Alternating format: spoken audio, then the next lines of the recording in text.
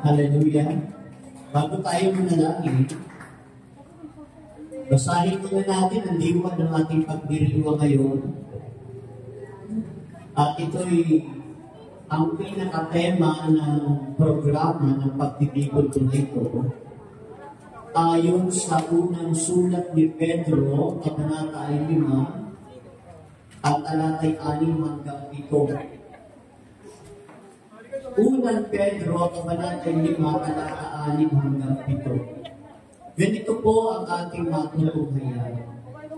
Kaya nga, pasakop kayo sa kapangyarihan ng Diyos at dadakilain ninyo pagdating ng takdang panahon. Ipagkatiwala ninyo sa Kanya ang inyong mga kabalisahan, sapagkat siya ang kumukupo sa inyo. Tayo manalangin. Banal na Diyos, aming Amang nasa langit, sa pangalan ni Jesucristo, Panginoon namin at tagapagligtas, sa pagdiriwang na ito'y kami ay nagkakatipon. Nagpupuri at nagpapasalamat sa iyong walang hanggang kabuhihan at katapatan. Dalangin po namin po Diyos, sa pagdiriwang na ito'y kayo ang siyang tumayo sa aking pagtayo at kayo ang higit na magsalita sa aking pagsasalita. At inaangkin po namin na kami lahat ay pagpapalain. Sa iyo, Diyos, ang lahat ng kapurihan ngayon at magpapailanman sa ngalan ng Ama, ng Anak ng Espiritu Santo. Amen and amen. Pagpapalain ng Panginoon, bago po tayo po, kamayan niyo po muna inyong mga katabi at sabihin po ninyo happy anniversary. Ako sa likod, happy anniversary.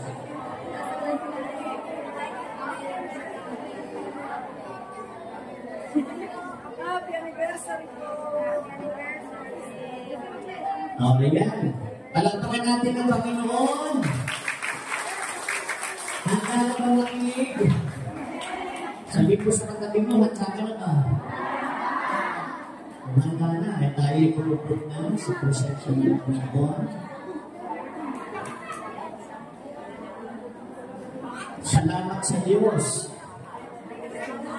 Sapagkat naniniwala ako na ngayon pa lang tagumpay si Yahweh ng Israel.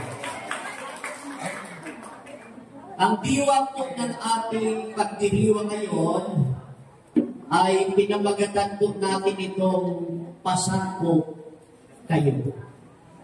Pakiulit nga po, submit yourself.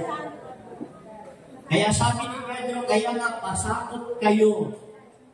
Saan? Sa kapangyarihan ng Diyos at dadakilain niya kayo pagdating ng takdang panahon. Amen po?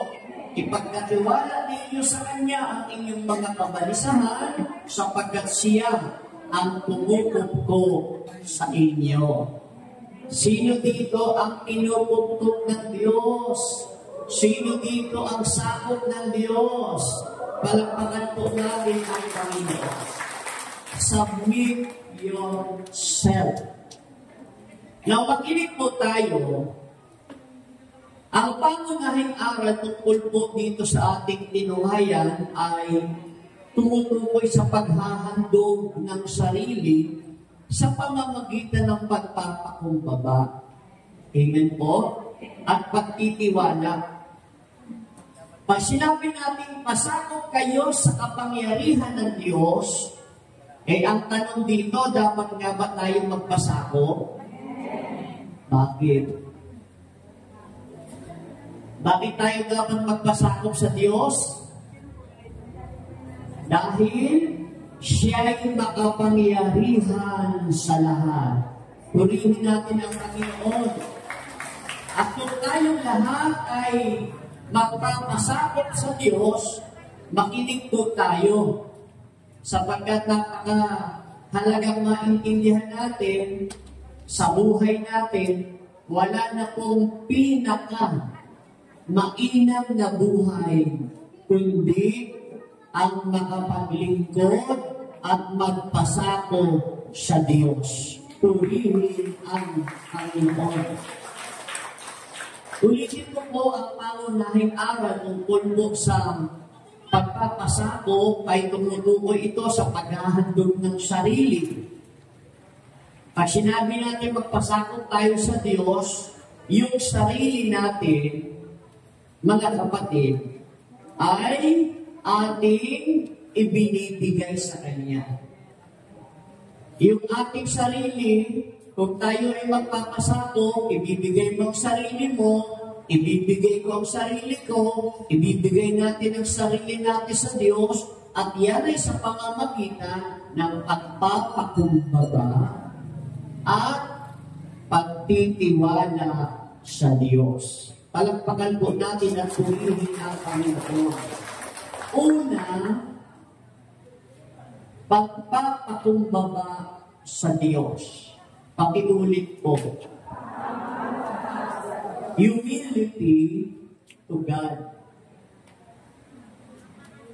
Si Pedro, ito po yung kanyang payo. Ibigay ninyo ang inyong sarili sa Diyos sa pamamagitan ng mababang loob. Sapagkat ang Diyos ay nagtataas sa mga taong may mababa ang kalooban. Kapag ang tao ay mababang kalooban, ang Diyos ang nagtataas dito.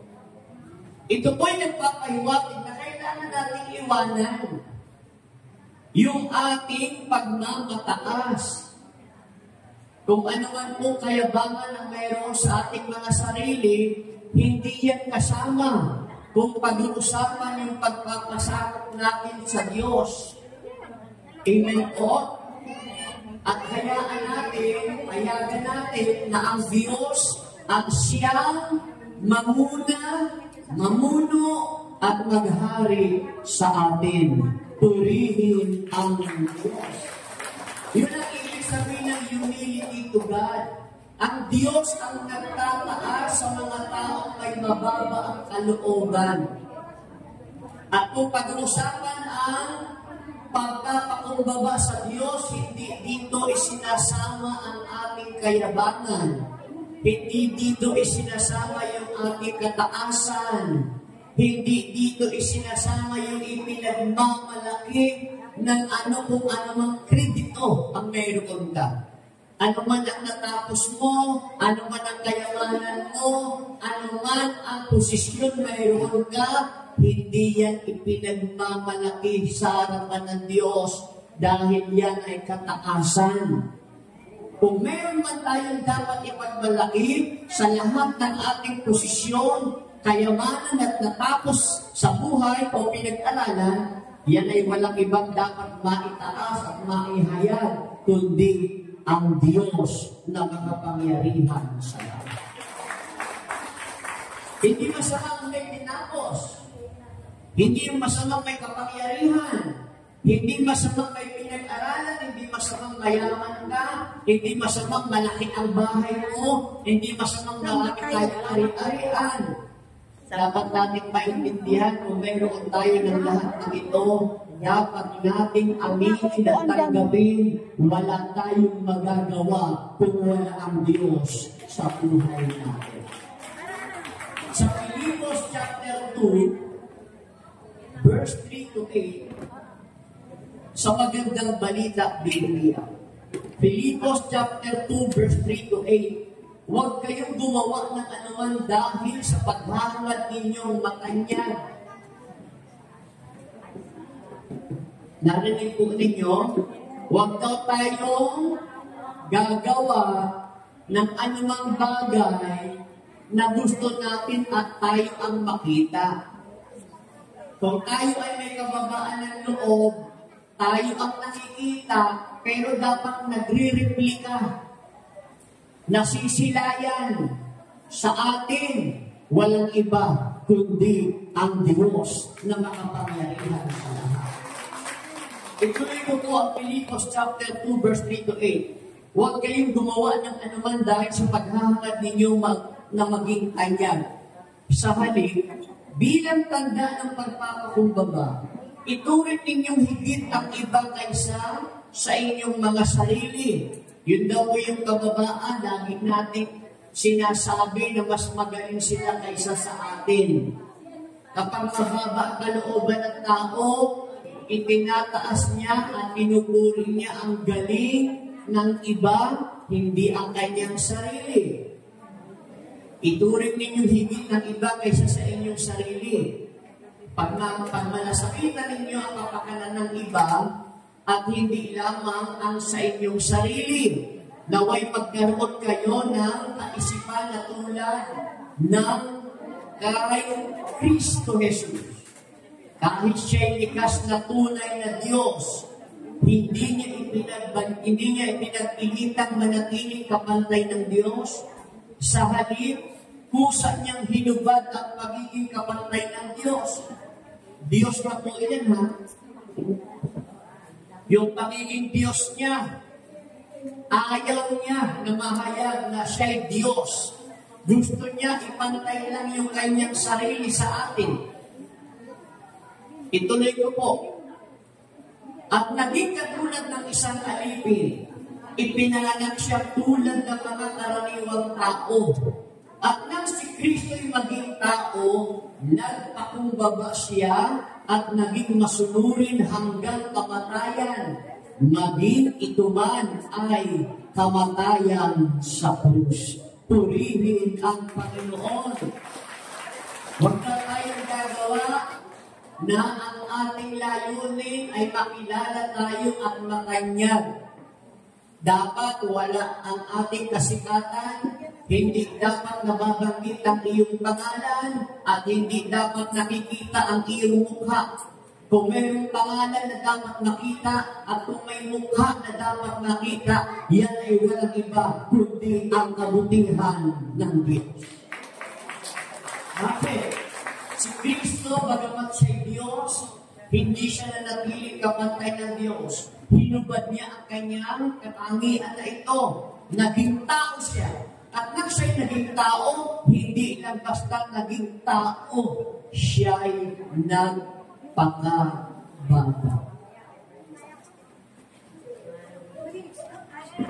Alam po ninyo, tayong mga tao, naturingan lamang tayo ng tao, pero ang totoo, mahirap magpakatao.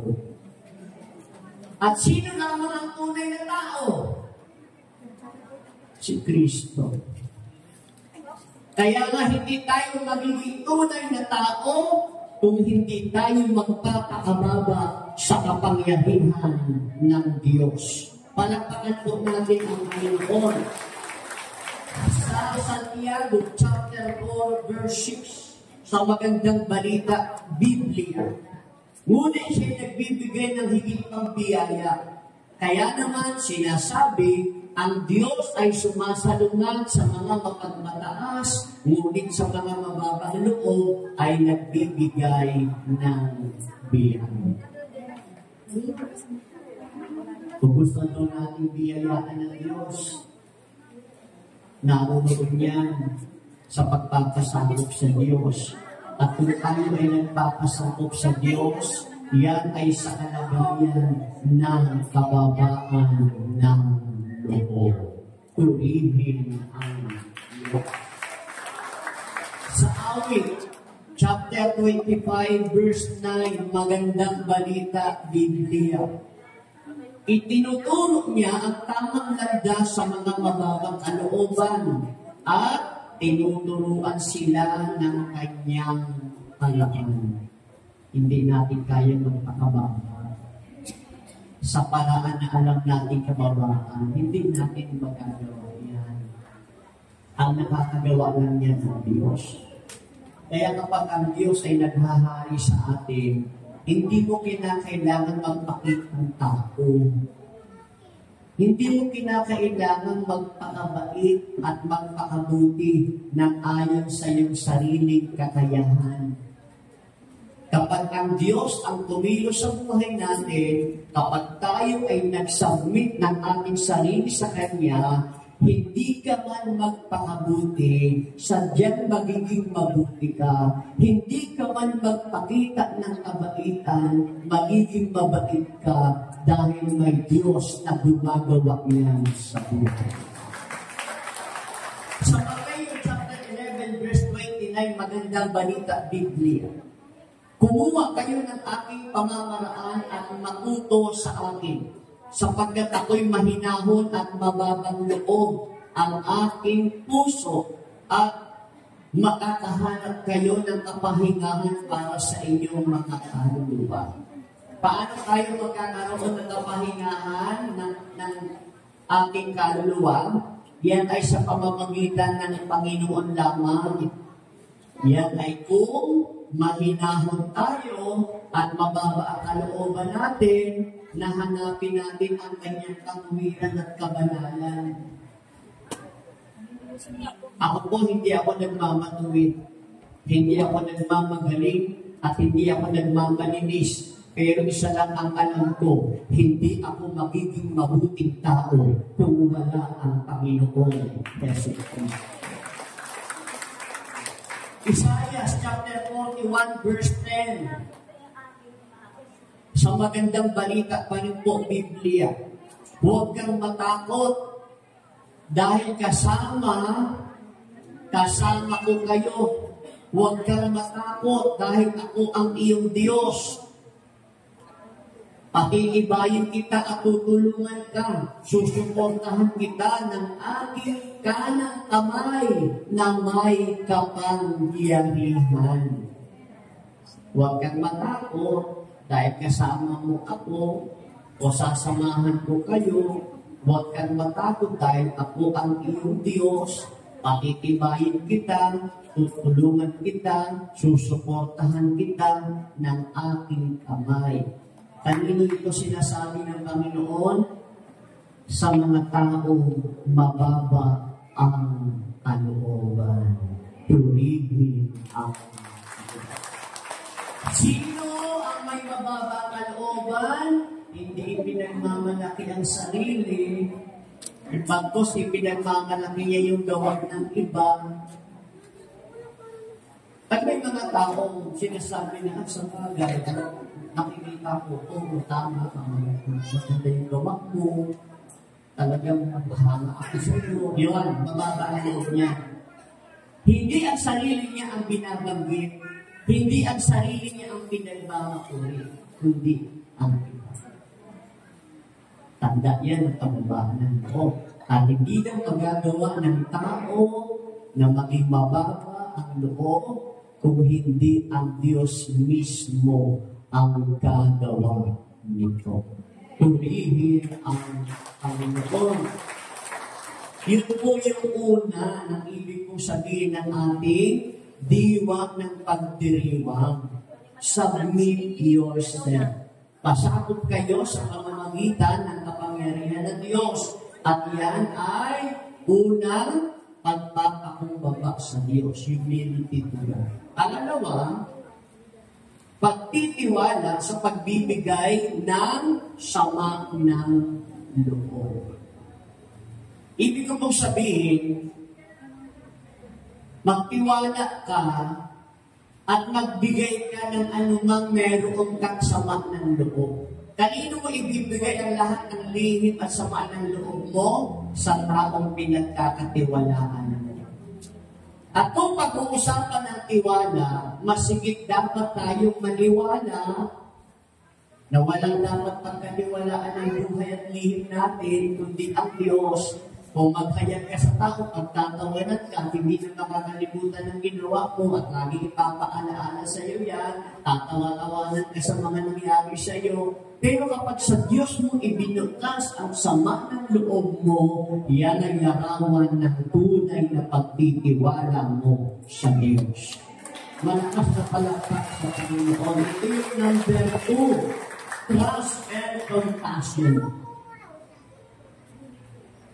Binibigyan din po, mga kapatid, ang kahalagahan ng pagbibigay ng lahat ng ating sama ng loob sa Diyos. Dahil siya ang nag-aalaga sa atin. Siya ang sumasakop sa atin. Siya ang naghahari sa atin. Kung ang Diyos ang naghahari sa atin, kung ang Diyos ang sumasakop sa atin, ipagkatiwala natin sa Kanya anuman ang sama ng buhay. Dahil siya ang nag-aalaga sa atin. Ipinapakita nito ang Diyos ay mapagkakatiwalaan.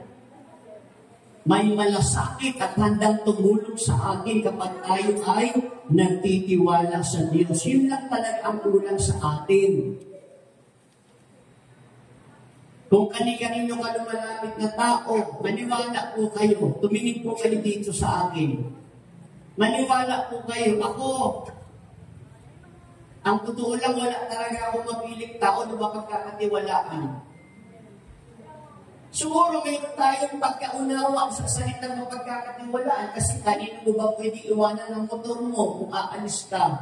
Sino ba pwede tumingin ng anak mo kapag aalis ka sumandali? Meron din naman tayong salitang na pagkakatiwalaan, pero mababang salita na mapagkakatiwalaan na yun. Ang totoo, wala ka talaga mapagkakatiwalaan.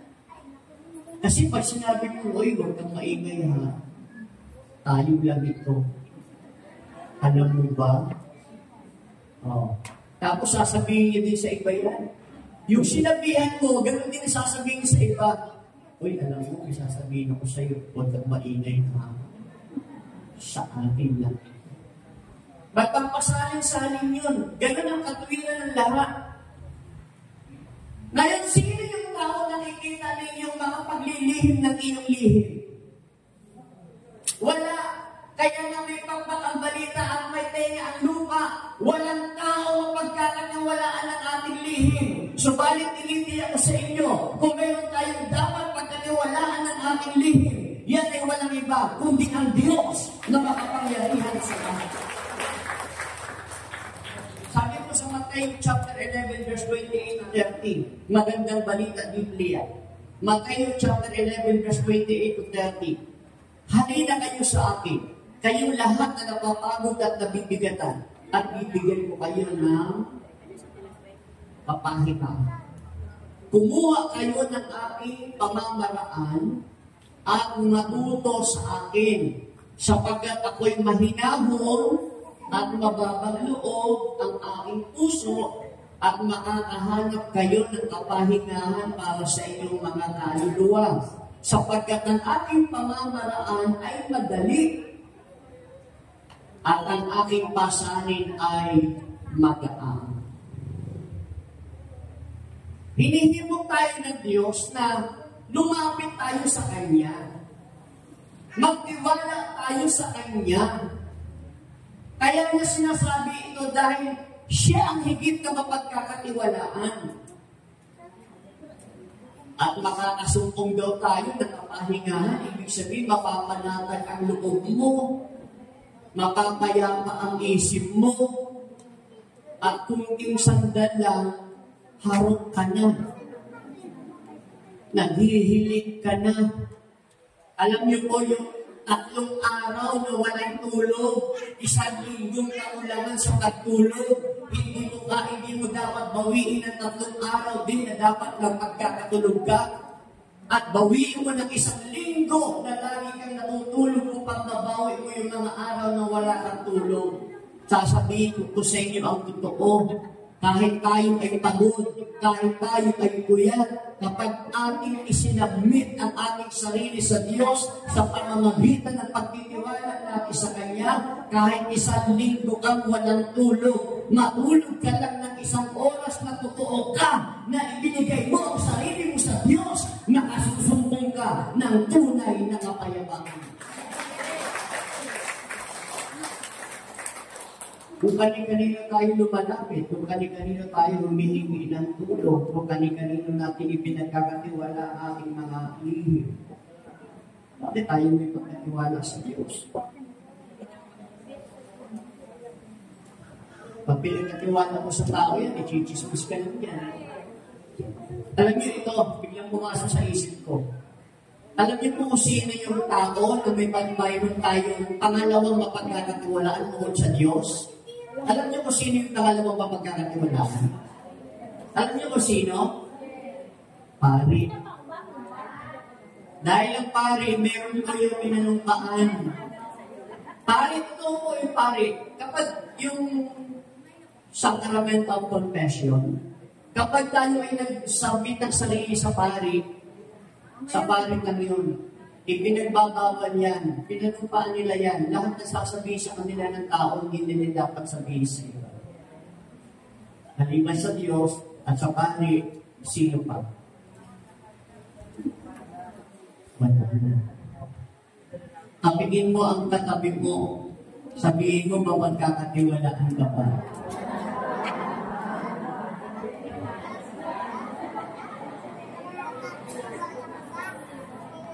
Sabi ko sa awit, chapter 62, verse 1 and 2, sa Diyos lamang ako naghahanap ng kapahingahan. Siya ang aking kaligtasan, siya lamang ang aking batong matibay, at ang aking kaligtasan. Siya ang aking kuta. Siya, aking kuta, hindi ako magutumba. Ikaw ang aking sandigan kapag ang Diyos lang pinagkakatiwalaan, kapag ang nating susukuan ng lahat ng bagay sa ating buhay, naniniwala ako, ikaw ang taong pagpapalain ng Diyos. At hindi ka matutumba. Sa Pilipos chapter 4, verse 6 to 7, huwag kang mag-alala sa anuman, kundi sa lahat ng bagay, sa pamamagitan ng panalangin at paghingi na may pasasalamat, ipahayag ang inyong mga kahilingan sa Diyos, at ang kapayapaan ng Diyos na higit sa lahat ng unawa ay magbabantay sa inyong mga puso at isipan sa pamamagitan ni Jesucristo. Babantayan daw po tayo ng Diyos, kaya alam nyo, hindi mo na kailangan na magpagtigil sa sarili mo. Di ba? Ako ito yung pinapractice ko talaga. Matagal ko na itong pinapractice. Sabi doon, matuto kayong makinig. Dahan-dahan sa pagsasalita. At huwag agad magagalit.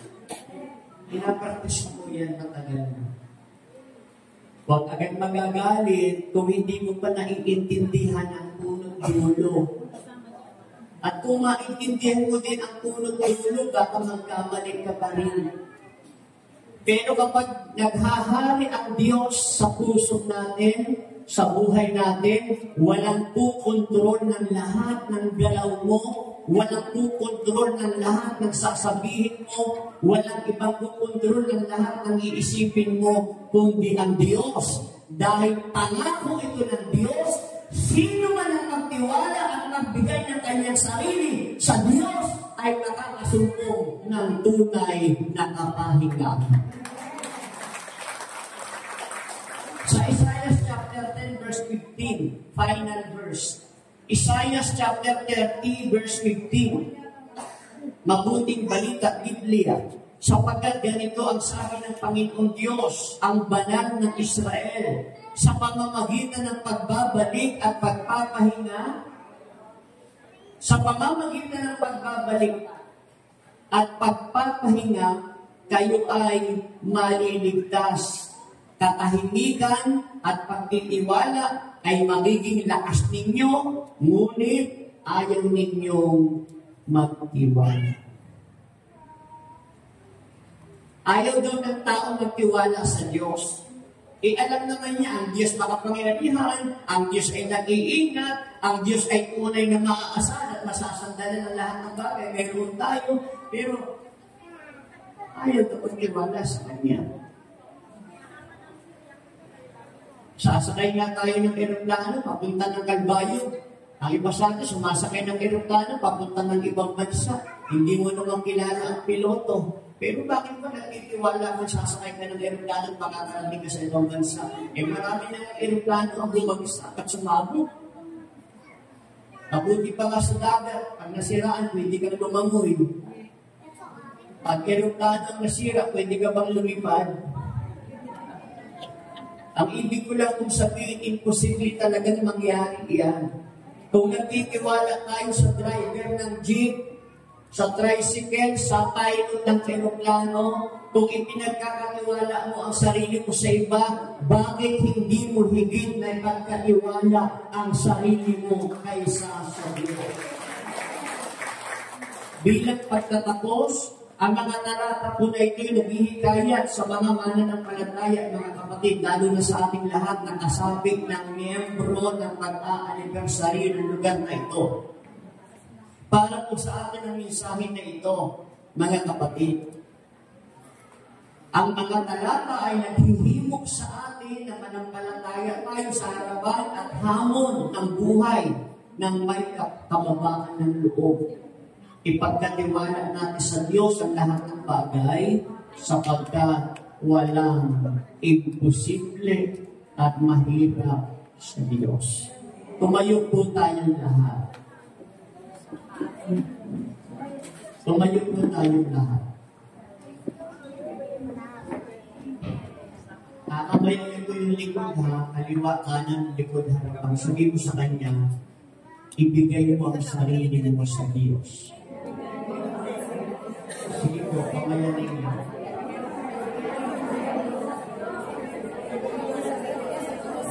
Yan po ang diwa ng anibersaryo ito. Yan po ang mensahe ng programa na ito. Ibigay natin ang sarili natin sa Diyos. Taas po ang inyong mga kamay.